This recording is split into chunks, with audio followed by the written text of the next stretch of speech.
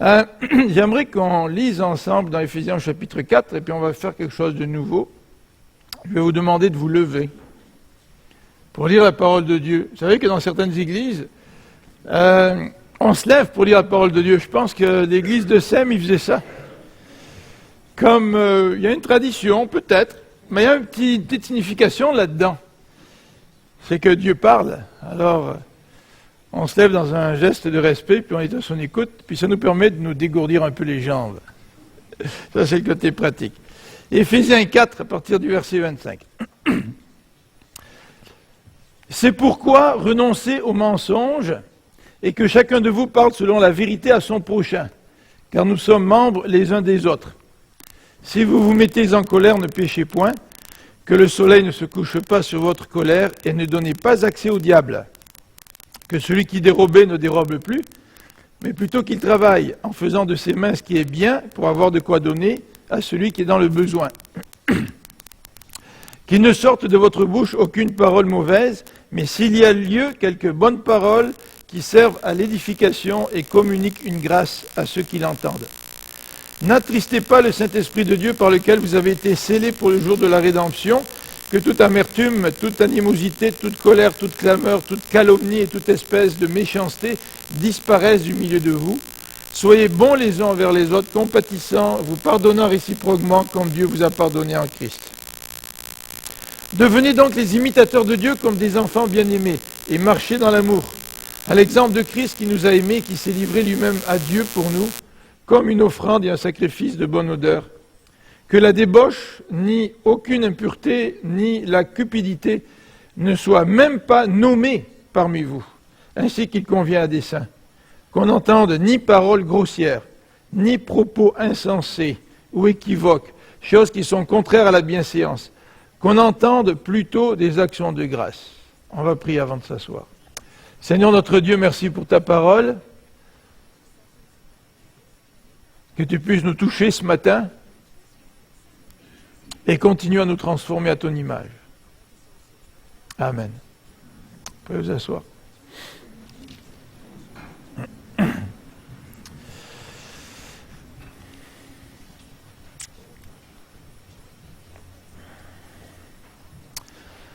Un nouveau comportement.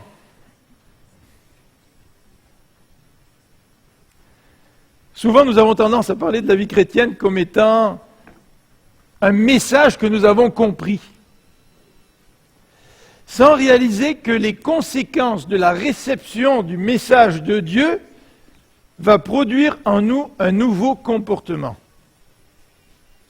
Vous savez, on est maintenant dans la section de l'Épître aux Éphésiens qui va nous décrire les aspects pratiques de cette nouvelle vie dont on a parlé auparavant. Et l'Épître aux Éphésiens est vraiment dans cette partie-là terre à terre. Et en tant que chrétiens, bien souvent, nous aimons parler de théologie. Je me rappelle qu'on était au séminaire, où même Marie-France me le disait, quand elle était nouvellement convertie, dans leur groupe de jeunes, ils se réunissaient une partie de la nuit, puis parlaient de toutes sortes de sujets théologiques. Et ça, c'est intéressant. Et en bon québécois, on dirait c'est tripant. On aime ça. Ouvrir la parole de Dieu, parler de certains sujets théologiques, débattre tout cela. Mais parfois, malheureusement, nous oublions que la vie chrétienne a un volet non seulement doctrinal, mais aussi pratique. Et dans les premiers versets de cette section-là, qui débute au verset 17, il est question de ce changement que Dieu a opéré dans notre vie. Maintenant, nous ne marchons plus comme les païens. Maintenant, nous avons été transformés à l'image de Jésus-Christ. Et l'apôtre Paul nous dit, nous avons revêtu l'esprit nouveau, l'homme nouveau, créé selon Dieu. Nous sommes donc une nouvelle créature. Alors, si nous sommes une nouvelle créature, Paul nous dit maintenant, bien, marchons en reflétant cette réalité-là. Et dans ce passage que nous avons lu, l'apôtre Paul nous présente 6 exemples pratiques.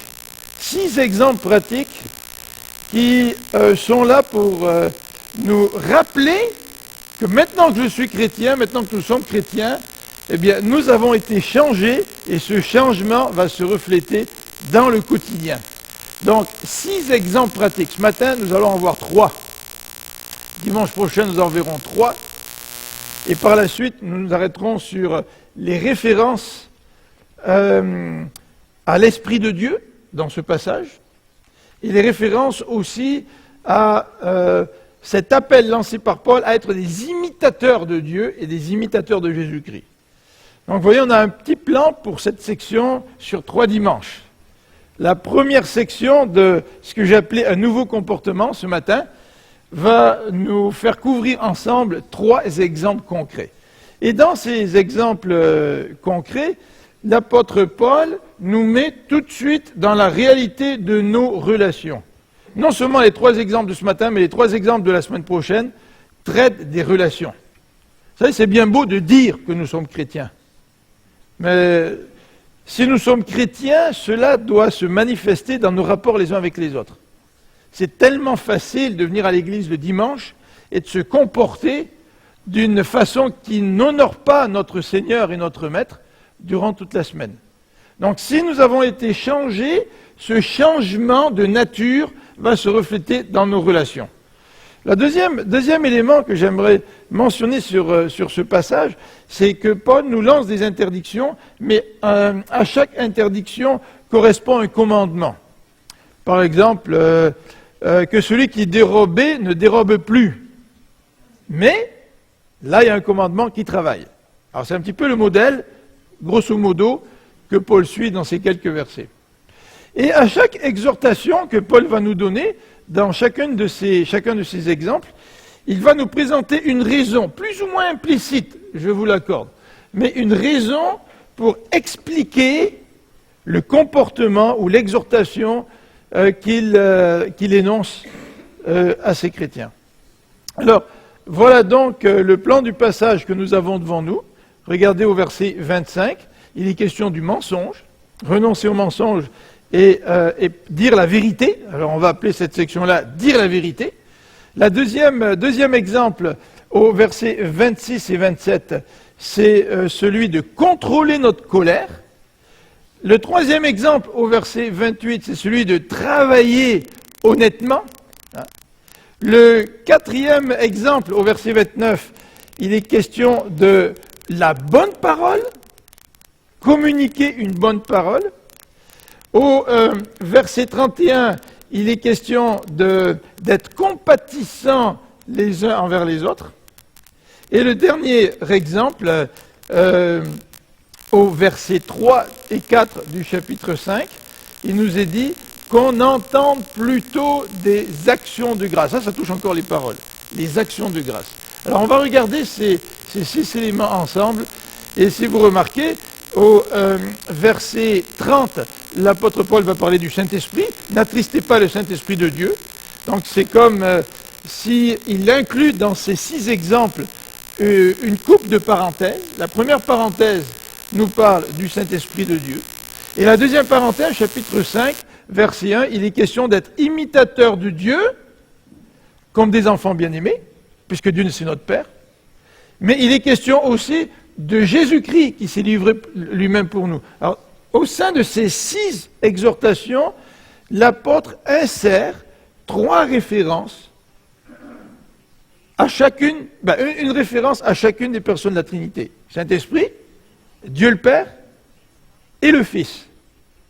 Donc, le Seigneur veut certainement nous motiver en nous rappelant qui est le Saint-Esprit, qui est Dieu le Père, Dieu au verset 1er du chapitre 5, et Jésus-Christ et son œuvre, toujours au verset 1er du chapitre 5. Alors je vous invite à regarder ce premier exemple qui est devant nous ce matin, la première exhortation, dire la vérité. Dire la vérité au verset 25. C'est pourquoi. Alors le c'est pourquoi, j'en ai déjà parlé. C'est pourquoi réfère à ce qui précède, c'est-à-dire que Dieu nous a fait changer, nous a changé de vie, nous avions une vie passée, maintenant nous avons revêtu l'homme nouveau, nous sommes nouveaux, nous avons une nouvelle créature, nous sommes une nouvelle créature, c'est pourquoi maintenant nous vivons comme une nouvelle créature. Et c'est pourquoi maintenant nous pouvons dire la vérité à notre prochain. Alors dire la vérité, Vous savez, le début du verset, c'est pourquoi renoncer au mensonge. La plupart des Bibles le traduisent ainsi.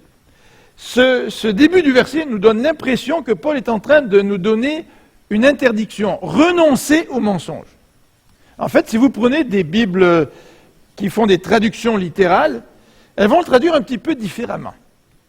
Les Bibles comme la Bible de Darby, qui est littérale, va traduire « c'est pourquoi, ayant renoncé au mensonge ».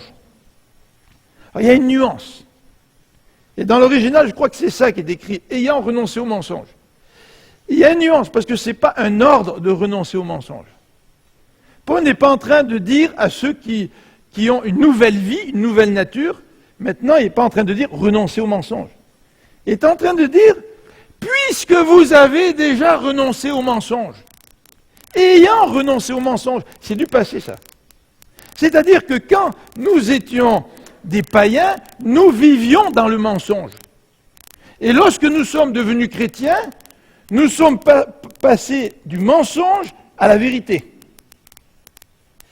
Et bien des commentateurs, dont John Stott, pensent que cette action passée, d'avoir renoncé au mensonge, est certainement une référence à l'idolâtrie. Rappelez que l'idolâtrie, c'est certainement le mensonge par excellence. Nous nous tournons et nous croyons en des dieux qui n'existent pas.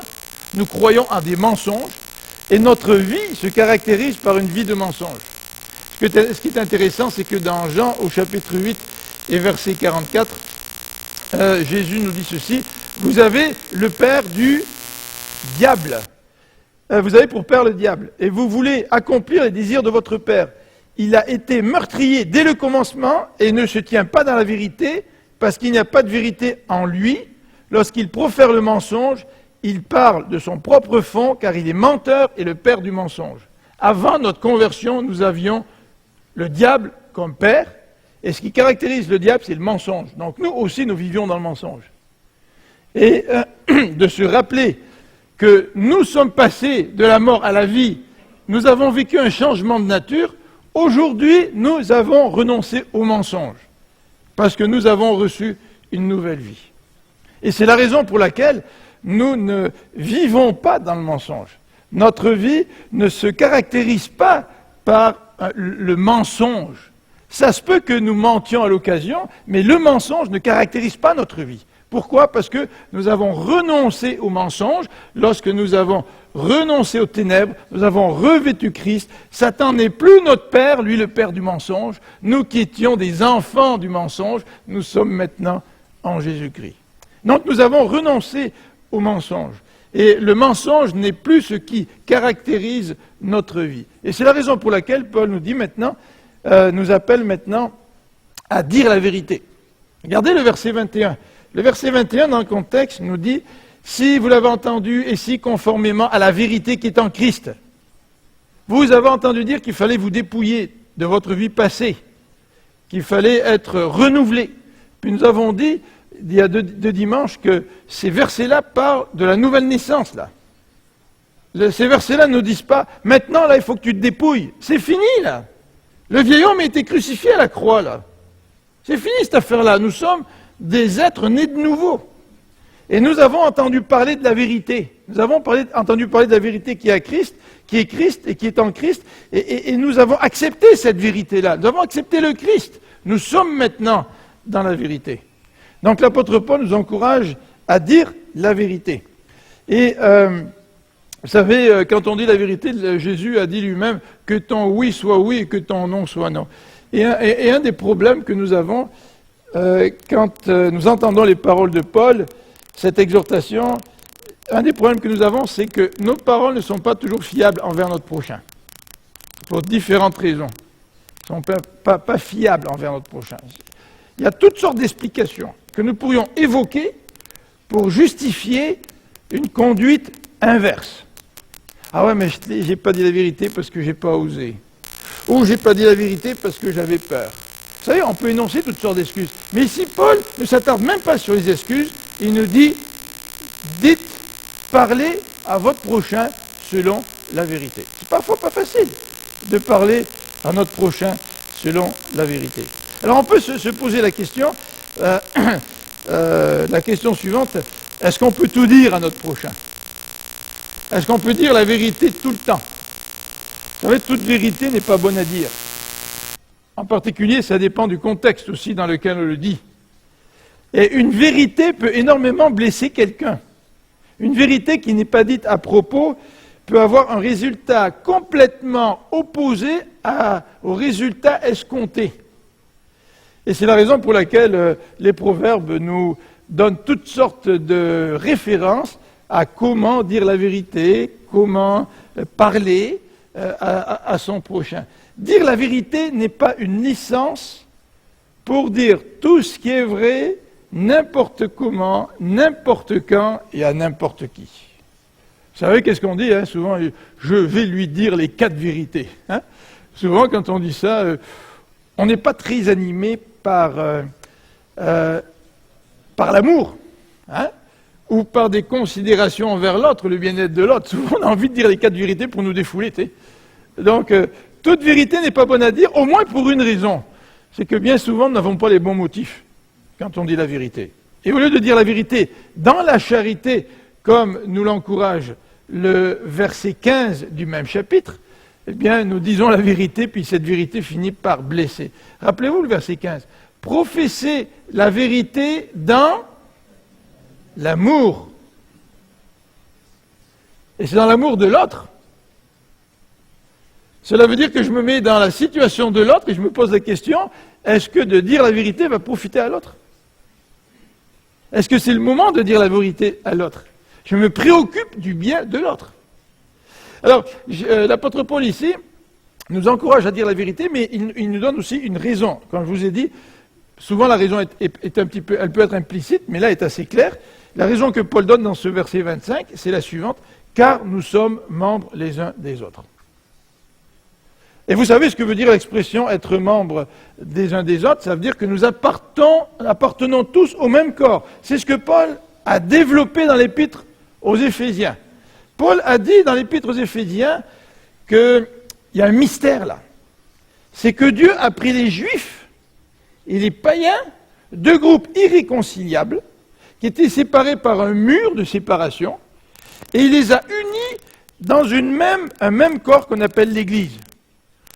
Et forcément que quand vous mettez ensemble des gens qui sont différents, il peut y avoir des frictions, il peut y avoir des difficultés. Mais l'apôtre Paul nous parle de l'unité de l'Église. Et nous sommes membres les uns des autres. Nous appartenons au même corps. Peut-être que vous n'aimez pas, disons, dans votre corps, vos orteils. Mais n'empêche que ce sont vos orteils. Et personne ne songerait à se faire couper les orteils, parce qu'ils n'aiment pas les orteils. Vous savez, parfois, quand on est jeune, on veut se faire arranger des affaires. Et puis, je me rappellerai toujours, je ne dirai pas le nom, là, pour ne pas mettre les gens mal à l'aise, mais de ce jeune qui voulait se faire arranger les oreilles parce qu'elles étaient trop décollées, tu sais.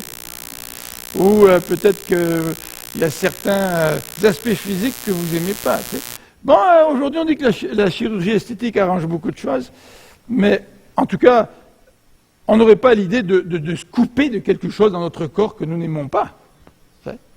Et ici, l'apôtre Paul nous dit, nous sommes membres les uns des autres, et le mensonge détruit le corps de Christ.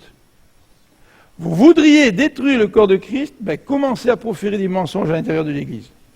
C'est la meilleure manière pour détruire ou essayer de détruire le corps de Christ. Vous savez, la communion fraternelle, elle se fonde sur la confiance. Et la confiance, elle repose sur quoi? Sur la vérité. Avez-vous confiance en des gens qui ne vous disent pas la vérité? Avez-vous confiance dans un collègue de travail qui doit accomplir son travail, qui doit arriver à une certaine heure, et qui ment tout le temps? Vous avez l'impression qu'il vous cache continuellement ce qu'il fait, ou quand il le fait, ou comment il le fait.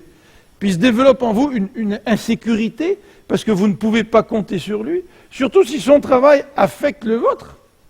Alors, le mensonge entraîne un manque de confiance.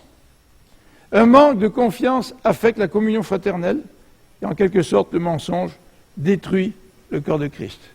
Et si nous sommes nés de nouveau, c'est-à-dire si nous avons été changés, Paul nous dit, eh bien, parlez selon la vérité. Pas n'importe comment, mais parlez selon la vérité. Deuxième exemple que l'apôtre Paul nous présente dans ce passage, c'est celui de la colère au verset 26 et 27. Et c'est un texte qu'on connaît certainement tous, mais on a tous, je crois, des difficultés à maîtriser notre colère. Et c'est le titre que j'ai donné à ce verset 26 et 27. D'emblée, il nous faut dire qu'il existe une colère juste. Et le verset, en tout cas, semble dire, si vous vous mettez en colère. Donc l'apôtre Paul envisage la possibilité que nous nous mettions en colère et que ce soit une colère qui soit acceptable.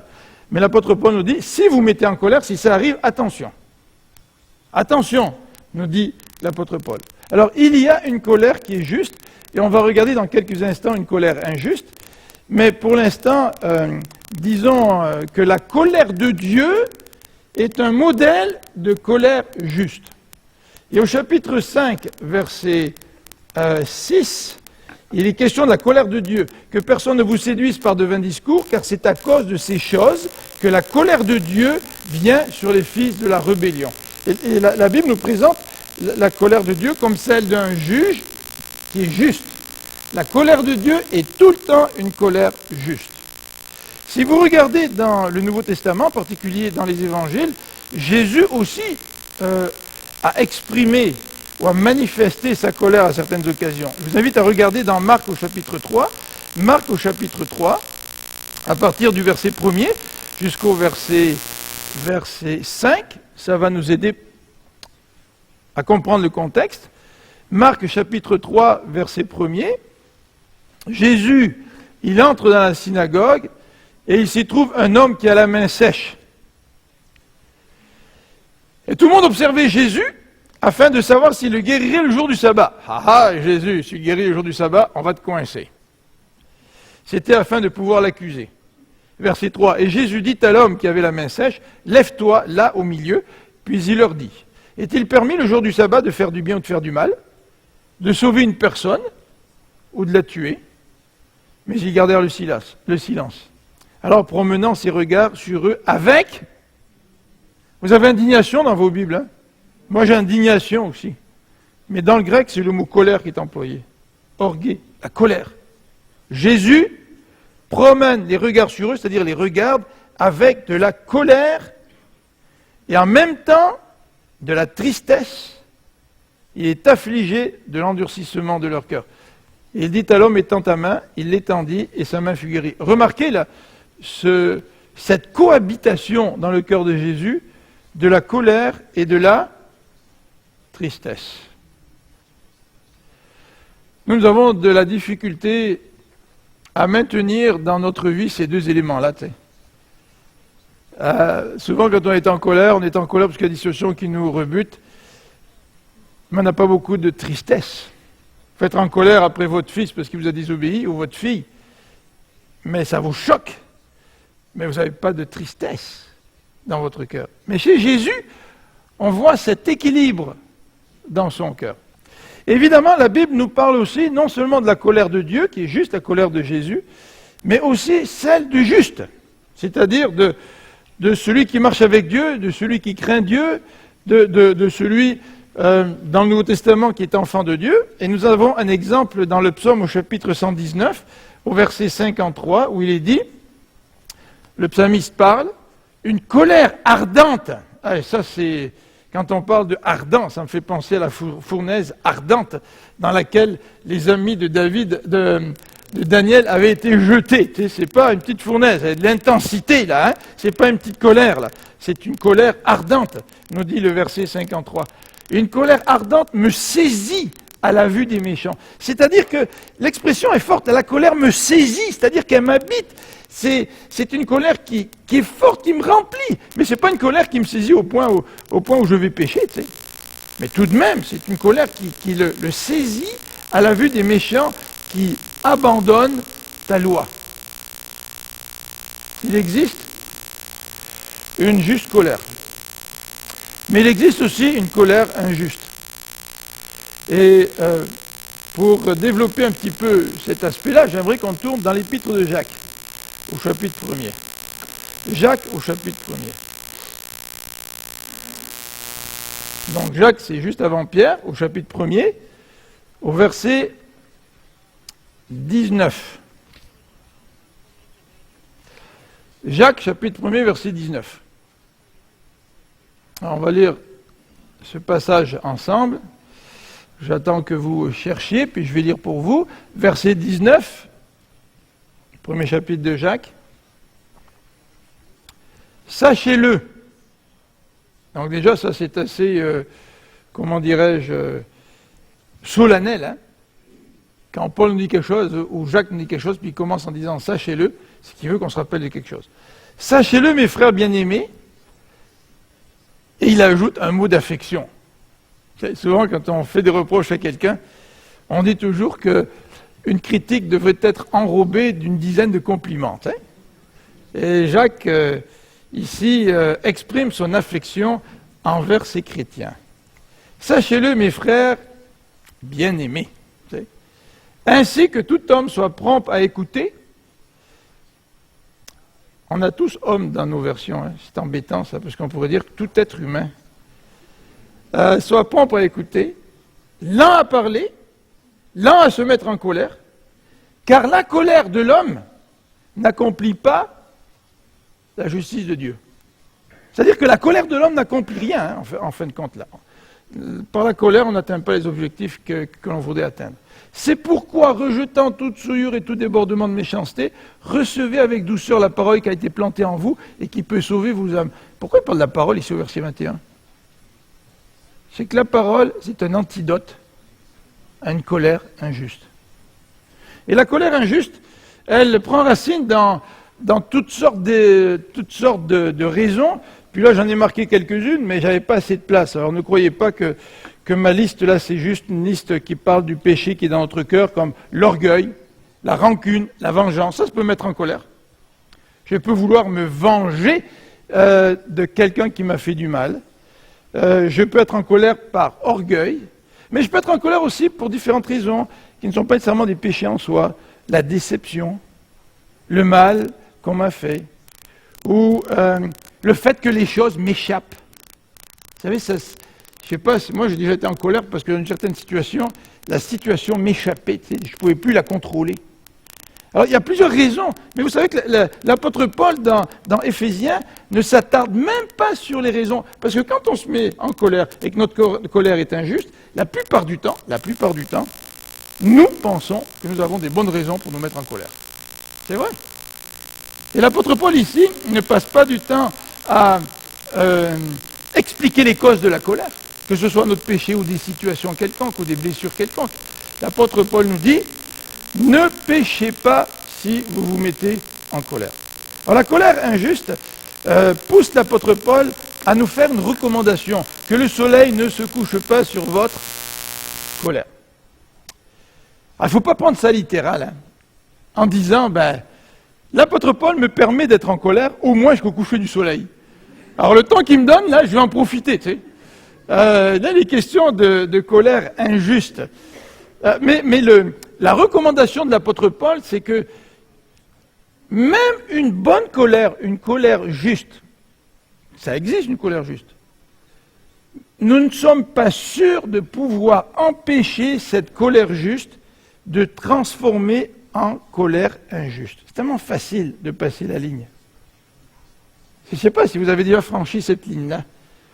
Aussi, dans votre vie, vous pensez à des exemples où vous pouvez vraiment mettre le doigt là-dessus. Votre colère était saine, était juste, et à un moment donné, paf, elle a franchi la ligne, puis elle est devenue une colère injuste.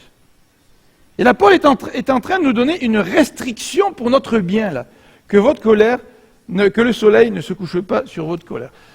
Enfin, on a beaucoup de couples ici, et certainement que vous avez vécu des situations où vous étiez en colère, puis le soleil, malheureusement, est tombé sur votre colère. Moi, je pourrais vous citer quelques petits exemples, pas de Marie-France, mais de moi, là. Parce qu'après, elle va me dire, tu me cites tout le temps, là. Mais ça m'est arrivé d'être en colère contre ma femme, Puis là, il faut que je me couche, tu sais. Puis là, je me dis quand même, je vais pas aller me coucher ailleurs, là, parce qu'on est mariés, puis... ça, il faut quand même pas dramatiser toute la situation, là, donc on se couche ensemble. Mais quand on est en colère, on se couche, tu sais, en regardant le bord du lit, là. Puis, elle, à côté, là, elle voit mon dos, tu sais. Puis là, je me couche en colère, tu sais. Mais généralement, je ne sais pas si vous êtes arrivé, mais quand vous vous couchez en colère, le pire, c'est que vous vous réveillez en colère. Donc, l'apôtre Paul veut limiter l'expression de la colère, que le soleil ne se couche pas sur notre colère, parce qu'il connaît notre tendance à tomber très facilement dans des colères qui sont injustes. Un autre élément que Paul présente dans ce passage, en rapport avec la raison, il donne encore une raison ici au verset 27, il nous dit « Ne donnez pas accès au diable ». Vous savez, le diable peut profiter de faiblesses dans notre vie, mais de toutes sortes de faiblesses. C'est vrai, mais c'est assez étonnant que Paul fasse cette référence au diable en rapport avec la colère. C'est-à-dire que c'est un sujet important. Vous vous rappelez dans Genèse au chapitre 4, pourquoi Caïn s'était mis en colère contre Abel? Est-ce qu'il était jaloux? C'est un péché qui est à la racine de sa colère. Est-ce que c'était une déception parce que Dieu n'a pas accepté son sacrifice? Dans ce cas-là, une déception, ce n'est pas nécessairement un péché en soi. Mais toujours est-il, dans la Genèse, l'auteur ne s'intéresse pas à l'origine de la colère de Caïn, mais dit que Caïn était en colère, et au chapitre 4, verset 7, l'auteur de la Genèse présente clairement la deux voies qui se trouvent devant Caïn. Le verset 7, certainement, Dieu dit à Caïn, si tu agis bien, tu relèveras ton visage, et si tu agis mal, le péché se couche à ta porte. Et ses désirs se portent vers toi. Mais toi, domine sur lui. C'est-à-dire que quand je suis en colère, dans une situation, c'est que le diable peut se saisir de ça pour rentrer dans ma vie. Et la plupart du temps, comme je dis tout à l'heure, quand on est en colère, moi je dis j'étais en colère avec les enfants, puis si ma colère est allée trop loin, c'est difficile de faire du recul, puis de se dire non, je suis allé trop loin. D'habitude, ce que nous faisons tous, nous justifions notre colère. Pas par les circonstances, par ce qui nous entoure. Mais sans réaliser que dans ces situations-là, nous avons deux voies. Et que Dieu nous dit, là, le péché se couche à ta porte. Il n'est pas encore rentré, là, il est à la porte. Mais toi, domine sur lui. Donc, chaque fois que nous avons cette tentation de se mettre en colère, nous sommes devant un choix. Quel choix faisons-nous? Le verset 7, donc, comme je viens de le dire, nous encourage à dominer notre colère. Et l'apôtre Paul, dans ce passage que nous venons de lire, nous présente un troisième élément de la vie pratique. Tu as été changé. Tu es une nouvelle créature. Tu n'es plus un enfant des ténèbres, tu es un enfant de la lumière. Et ça, c'est intéressant. Parce que l'apôtre Paul, dans son argumentation, ne se présente pas comme un maître qui va nous enseigner de façon légaliste. Tu dois faire ci, tu dois faire ça, tu dois faire ci, etc. C'est très difficile de recevoir ce genre d'enseignement. Mais l'apôtre Paul nous renvoie au changement qui est opéré dans notre vie. Nous avons changé. Vivons et reflétons ce changement. Ce n'est pas une morale que Paul est en train d'enseigner. Et ça, comme je dis, c'est toujours un danger dans nos familles de chrétiens d'enseigner des morales à nos enfants. Puis nos enfants arrivent à 20 ans, puis ils quittent l'église parce qu'ils disent « la morale, ça ne marche pas, je ne veux plus rien savoir ». Ce n'est pas une morale. Le christianisme, c'est un changement intérieur. Mais ce changement intérieur, si nous comprenons qu'il a été opéré, de l'intérieur, dit Jésus, des sources d'eau vive couleront de ton sein. Vous vous rappelez de ça? C'est un changement que nous avons vécu. Et souvent, nous vivons la vie chrétienne comme étant des œuvres qui nous permettent de plaire à Dieu. Seulement, des œuvres qui nous permettent de plaire à Dieu. Alors que la vie chrétienne, c'est la manifestation de la nouvelle vie qu'on vient de recevoir. Et que nous sommes appelés à nous présenter devant Dieu, disant « Seigneur, aide-moi à manifester ma nouvelle vie. » Et non pas essayer par nos propres forces d'accomplir des choses pour Dieu. Alors ici, l'apôtre Paul nous parle du travail. Travailler honnêtement. Il commence par une interdiction, c'est un petit peu le modèle qu'il suit dans ce passage, une interdiction faisant référence au 8e commandement. Que celui qui dérobe ne dérobe plus. Tu ne voleras point. Le 8e commandement. Vous savez, il y a un problème quand on lit ce texte-là, c'est qu'on se rend compte que le vol, c'est un problème systémique. C'est-à-dire que le vol est érigé en système aujourd'hui. Le vol caractérise notre société. Dans notre société, les gens se volent les uns les autres. Alors on entend des exemples pour les fonds de pension, mais regardez les patrons qui volent du temps sur les employés. Regardez les employés qui volent du temps sur les patrons parce qu'au lieu de rentrer à l'heure, ils arrivent un peu plus tard. Et puis quand tu accumules et tu ajoutes les quarts d'heure ou les demi-heures d'en retard, tu voles ton patron. Vous savez, j'ai travaillé pendant 2 ans à la CLC, et le CLC, c'est un milieu chrétien, et on avait un pourcentage de pertes inférieur aux autres magasins. Mais dans tous les magasins, il y a un pourcentage de pertes incroyable attribué au vol, aux disparitions de l'inventaire. Nous sommes dans un système où nous volons les uns les autres. Nous volons le gouvernement. Vous savez, une fois on parlait de ça en famille, famille élargie. Puis dans la famille élargie, il y a des gens de la famille qui ne sont pas chrétiens. Puis le raisonnement, c'était, écoute, l'important là, c'est qu'il ne faut pas trop exagérer. Mais il ne faut pas te faire attraper. Alors tu peux ne pas déclarer certaines choses ici, à droite, mais il ne faut pas que tu exagères trop. Aujourd'hui, là, quand on se fait attraper, on ne regrette pas d'avoir volé, on regrette d'être fait attraper. Et c'est là que ça nous montre là, la perversion du cœur humain. C'est que nous ne sommes pas accablés par notre propre péché, nous sommes accablés parce que nous nous sommes fait prendre la main dans le sac. Et l'apôtre Paul, dans cette interdiction, nous fait certainement réfléchir, mais vous savez que quand on ne travaille pas dans une société de consommation, que fait celui qui ne travaille pas ou qui ne veut pas travailler? Je ne parle pas de ceux qui ont des incapacités à travailler, mais la tentation, c'est d'obtenir de l'argent de façon illégitime. Parce que nous sommes dans une société de consommation, nous sommes bombardés par toutes sortes de publicités qui nous disent « tu mérites ceci, tu mérites d'aller faire des voyages, tu mérites d'avoir une belle maison, tu mérites d'avoir une belle auto, tu mérites ceci. » En fait, je ne mérite rien. En fait, je ne mérite même pas de vivre au Québec et au Canada. C'est pourquoi je suis né dans un pays occidental. J'aurais pu naître dans un contexte de pauvreté, puis je serais peut-être mort avant l'âge de 5 ans. Je ne mérite rien. Et quand nous ne travaillons pas et que nous sommes bombardés de part et d'autre par la convoitise des yeux, le désir, c'est d'obtenir ce que nous voyons. Et comme nous ne travaillons pas, nous essayons de le faire par des moyens détournés. L'apôtre Paul nous présente une interdiction. Il nous dit que celui qui dérobe ne dérobe plus. Mais il nous donne un commandement, et le commandement consiste à nous encourager à travailler en faisant de nos mains, ce qui est bien. Vous savez que si on regarde dans la Genèse, le travail avant la chute est important, ça fait partie de l'identité de l'être humain. Dieu le met dans un jardin pour qu'il le cultive, au chapitre 2, verset 15. Et dans son travail, l'homme trouve son identité. C'est d'ordre créationnel, ça. C'est même avant la chute. Et même après la chute, Dieu n'a pas aboli le travail. Par contre, le péché fait en sorte que le travail est peut-être plus dur que ce qu'il était avant la chute.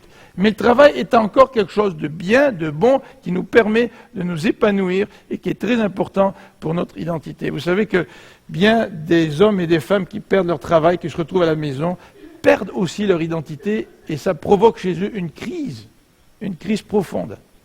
Et l'apôtre Paul nous dit ici plutôt qu'il travaille en faisant de ses mains ce qui est bien. Qu'est-ce que ça veut dire faire ce qui est bien? Ça veut dire que tu honores Dieu par ton travail. Dans l'histoire de l'Église, les premiers chrétiens refusaient certains travaux. Parce qu'ils pensaient que ces travaux-là n'étaient pas conformes à leur vie de témoignage comme fils et filles de Dieu. Vous savez, parfois on a tellement besoin d'un travail qu'on prend n'importe quoi. Et on prend même des travaux qui pourraient parler à notre conscience, mais comme nous sommes très habiles à étouffer la conscience, bien nous l'acceptons pareil. Il y a des travaux qui n'honorent pas Dieu. La raison nous est énumérée dans ce passage. Et hier soir à la télévision, il y avait un film que vous avez peut-être vu là, L'éveil d'un champion. Je ne sais pas si vous avez vu ça, avec Sandra Bullock. Vous avez vu ça? L'éveil d'un champion. Et Sandra Bullock, elle vient d'un milieu très riche. Là, son mari il a des chaînes de restaurants, puis l'argent, veux-tu en voilà. Mais elle s'est fait accuser d'être une bonne chrétienne dans le film par la mère de Michael qu'elle a adopté. Puis là, elle voit un gars qui n'a pas d'endroit où aller, qui n'a pas d'endroit où dormir, un garçon là tellement costaud qu'on croit qu'il est un adulte, mais en fait qui va à l'école, qui a des difficultés à l'école, puis elle décide de l'adopter. Et puis ce garçon noir, qui est une armoire à glace, devient un champion de football. C'est beau de voir ça, de voir que tu as une famille aisée, très aisée, qui sont blancs, qui adoptent un jeune homme noir et qui font tout pour l'aider et le sortir du milieu dans lequel il se trouve. Eh bien, pour moi, ça illustre ce que Paul dit ici. Paul dit qu'il travaille pour... Comment? En faisant de ses mains ce qui est bien, mais pour donner à celui qui est dans le besoin. Ça ne vous frappe pas cette raison-là? Ce nouveau rapport avec l'argent auquel Dieu nous appelle parce qu'il a changé ma vie. Est-ce que tu travailles pour pouvoir donner à celui qui est dans le besoin? Ou est-ce que tu travailles pour ta pension? Est-ce que tu travailles pour te payer des vacances? Est-ce que tu travailles pour payer des affaires à tes enfants? Pourquoi tu travailles? Les gens dans le monde travaillent pour eux. Mais là, si j'ai une nouvelle relation avec Dieu, je suis une nouvelle créature, je ne peux plus travailler pour moi. Je travaille maintenant pour la gloire de Dieu. Je veux honorer Dieu pour mon travail, puis je travaille pour pouvoir donner à celui qui est dans le besoin. Regardez deux exemples, on va finir avec ces deux exemples. Le premier est dans Luc au chapitre 14. Luc 14, versets 13 à 14. Luc 14, versets 13 à 14.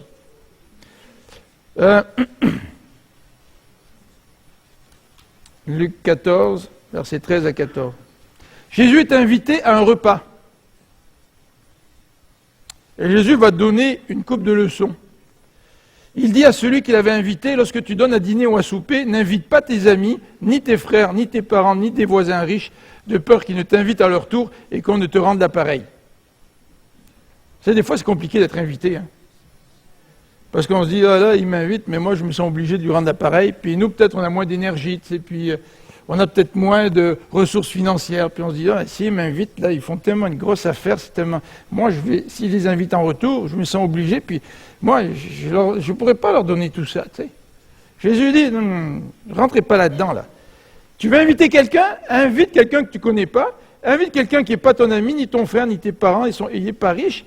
Mais lorsque tu donnes un festin, invite des pauvres, des estropiés, des boiteux, des aveugles. Je ne sais pas qui vous invitez chez vous, là, mais la dernière fois que j'ai invité un estropié, un boiteux ou un aveugle, en fait, je ne m'en souviens plus. Un aveugle peut-être, parce que quand j'étais pasteur à Châteauguay, là, à l'église, il y avait une couple d'aveugles qui fréquentaient l'église. Mais en lisant ces textes pour ce matin, je me suis dit, mais qu'est-ce qui changerait dans la vie du peuple de Dieu si on mettait ça en pratique? Vous vous rendez compte qu'est-ce qui changerait?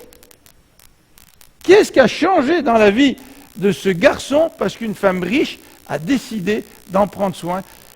Qu'est-ce qui a changé dans sa vie? Qu'est-ce qui changerait dans notre vie d'église si on faisait ça? Si on commençait à s'inviter les uns les autres sans tenir compte de notre niveau social ou de ce que l'autre est capable de nous rendre. On l'invite parce qu'on l'aime, c'est tout, indépendamment de ce qu'il peut nous rendre. Et si il ne nous invite pas en retour, c'est pas grave. On n'invite pas pour être invité. Qu'est-ce que ça changerait si nous vivions davantage cela dans nos milieux chrétiens. Regardez Actes au chapitre 20, et on va terminer avec ça. Actes chapitre 20 au verset 33. Actes chapitre 20 au verset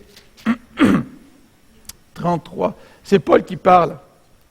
Et il parle aux chrétiens qu'il a servis, et il dit « Je n'ai désiré ni argent, ni or, ni les vêtements de personne. Vous savez vous-même que ces mains ont pourvu à mes besoins et à ceux des personnes qui étaient avec moi. » Paul, il n'avait pas de salaire. Il travaillait de ses mains, il était faiseur de tente, puis il faisait vivre les autres dans l'équipe. Tu te rends compte? Vous savez vous-même que mes mains donc, ont pourvu à mes besoins. Et au verset 35, je vous ai montré de toute manière que c'est en travaillant ainsi qu'il faut soutenir les faibles et se rappeler les paroles du Seigneur qui a dit lui-même, il n'y a plus de bonheur à donner qu'à recevoir. Peut-être que je ne me sens pas heureux aujourd'hui. Et peut-être qu'une raison, c'est que je ne sais pas donner. Parce que si je sais donner, il n'y a plus de bonheur à donner qu'à recevoir. Prions ensemble.